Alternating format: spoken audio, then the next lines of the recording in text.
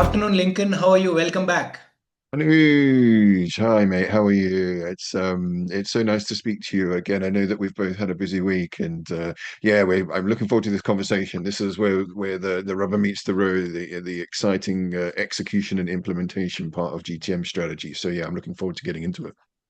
Absolutely. And I've got some very, very positive feedback from the previous two sessions. And uh, just like you and I are looking forward to this conversation, a bunch of our listeners are also looking forward to this because, as you rightly said, this is where the rubber hits the road. So why don't we Absolutely, get cracking? Uh, sure. and let's just start with the fundamental question, the difference between strategy and execution. And what do you think is the difference between strategy and execution? Yeah, no, it's a really good place to start. Now, I think. Again, we're going to keep this fairly short. I mean, in a nutshell, I think strategy is deciding what to do, and execution is making it happen consistently and effectively. You can't have one without the other. If you go straight to execution without strategy, you will struggle because you don't have the foundations that are laid. And vice versa, if you only concentrate on strategy, you can't scale. Execution is where the scalability happens. So really, really important. They're deeply connected, but they're not the same thing. So as we said, a brilliant strategy without execution is just a theory. Um, so it's really important because execution reveals where that strategy might need to adapt, and it will. You're going to start in one place thinking you're going in one direction, but inevitably you will go in many others. It's just the way that works, and when you need to adapt. The synergy between the two, I think the best companies treat execution as a feedback loop for strategy. So when done right, the execution sharpens strategic focus, it aligns teams and uncovers new opportunities faster. In a nutshell. Very interesting. And if I were to ask you, since you mentioned about the last thought on it's a feedback loop to the strategy, do you think these are moving posts? And what I mean by that is that your strategy has to continuously change, and your execution therefore has to change based on what the new strategy is. Would that be a fair statement? Yeah, absolutely. I think what you're talking about is avoiding random acts of partnering, we call it. So many people just go for, logo hunters. Let's implement without the strategy side of things, and then they almost treat it as a set and forget type motion. Where this is what we're going to do. We're going to be very rigid in our phase one, which is our strategy and vision, and that's going to drive our phase two, and we're not going to deviate from that path. And rarely things work out that way. It's really, really, really important to make sure that you're flexible and adaptable, modular, so that you're driving your strategy with choice, your execution with choice, sorry. But that all comes from a sound strategy that is flexible and adaptable enough to be able to get all of the things together in the execution pool and be able to utilize them effectively depending on the situation. Sure. Which brings me to another important aspect of this, as we are starting to define some of this, which is when people talk about, hey, I have a great plan in place. And then Mm. they as well as a lot of companies start confusing having great plans with having great strategies. So I wanted to ask you, do you think a great plan is equal to a great strategy, or are planning and strategy, can you take them in the same breath? Yeah, it's a great question. And I think this is where a lot of people make a very large mistake. A plan is not a strategy. They're two completely separate things. A strategy is a set of choices, ultimately, where to play, how to win, and what not to do. Plan is the roadmap to activate those choices.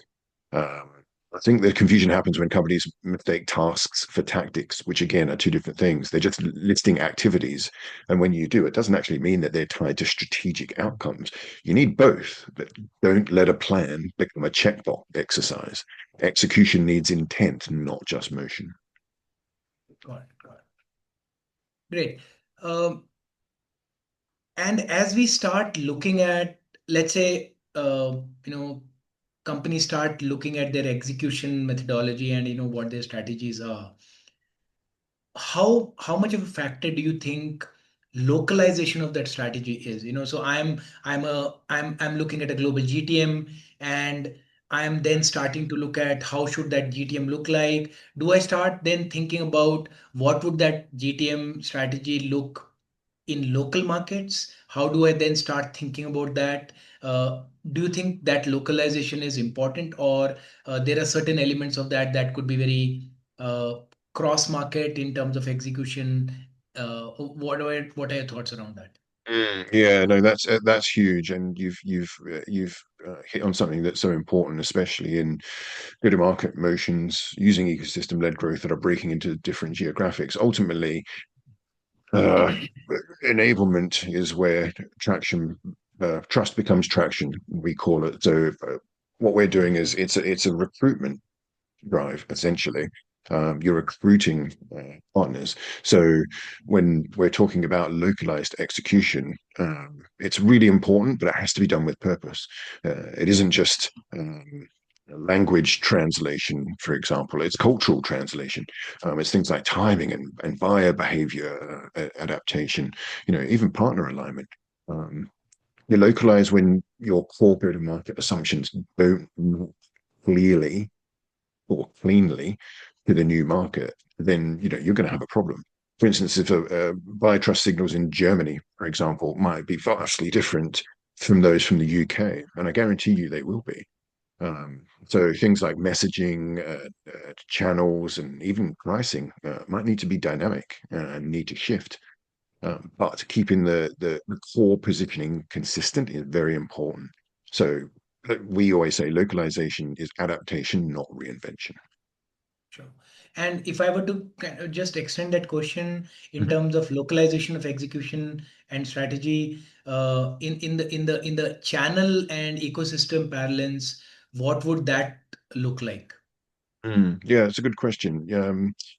You need to do things like build trust through momentum, but it has to be contextualized momentum. Value, we always say, it needs to be contextual, i.e., it means different things to different people and different companies in different geographics, and it's always moving. So it's transitional. Value is transitional. It's not something that you can say, okay, day one we have this type of value and this is what we need to aim for. By day 100, that will change 100% because of market conditions, personnel change, product improvement. So that is very, very, very important. And what that helps to do then is remove friction early, because what you're doing is you're setting that expectations management around the value proposition and the solutions value. And you're saying, okay, this is where we're going to be, and we're going to revisit that in 60 days' time, and we're actually going to, make sure that we realign and reassess that localization strategy, and that works very well because then you're being flexible, you're being inclusive, and again, you're managing those expectations. Correct.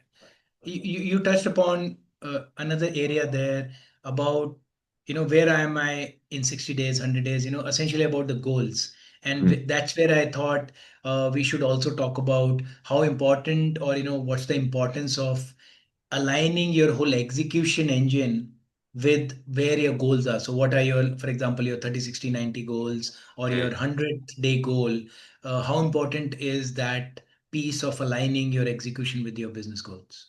So important. I mean, I can't understate or overstate how important that is. I mean, it's so important. I think this is why a lot of the selling, indirect selling, sales, marketing often go wrong is because they're not aligned with the overall goals of the business, and that needs to be, absolutely number one or number two on the list.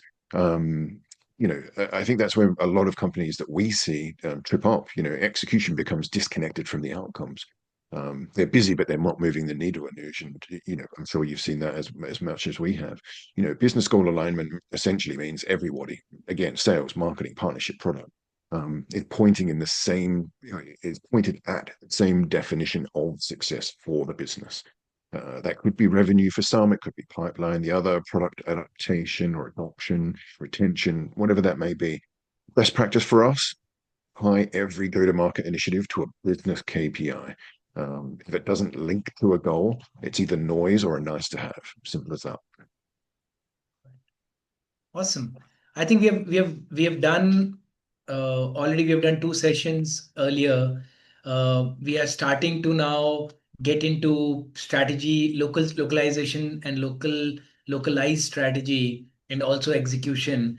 I thought this will be a good time to take you through a rapid fire session and get some quick answers from you on some of the areas I thought could be very critical when people start looking at execution. Yeah, So, are you ready for some of these? let's go. Awesome. So, biggest mistakes companies make during GTM execution. Trying to do too much too soon. We've got a saying that focus beats frenzy. Simple as that. And what would be the number one metric that matters most in, especially in the early execution? Sales velocity. You know, partnering and partnerships are a sales motion at the end of the day. And if you're concentrating on sales velocity and value velocity through sales, it shows traction, gaps, and efficiency. Sure. Best way to align cross-functional teams. So you have teams all across. How do you really align those? Great question. It can be a very large problem. Short answer: shared OKRs and weekly execution synced. You've got to, if you want to be it, you have to see it. So for us, it's very much about keeping it visible. Sure. And last, but I feel that's one of the most important ones is when do you know to pivot? When do you know that it's working, not working, and when do you pivot? It's actually quite easy to track this one. It's when your leading indicators stall. You know, yeah, it's simple as that. I mean, you need to fix the inputs before blaming the output. And I think that's very important as a baseline. So yeah, when your leading indicators stall, yeah, it's time to fix the inputs. Sure. Thanks. That was quick and that was fast. Thanks, Lincoln. Um, one last question as we wrap up. If you were to give one piece of advice to those who are executing a GTM plan as we speak, and especially on the channel side, what do you think that advice would be? Yeah, it's something we follow in our work. Execution is where clarity wins.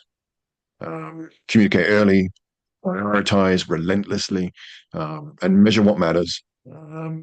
Again, like we said before, don't confuse action with impact. Very important. Awesome. Absolutely great, and thanks again for some lovely nuggets of advice, Lincoln, as always. It has been a pleasure, and I hope to see you soon again in our next session. Absolutely. No, it's brilliant. Thank you so much. I really enjoyed it. And yeah, see you in the next session.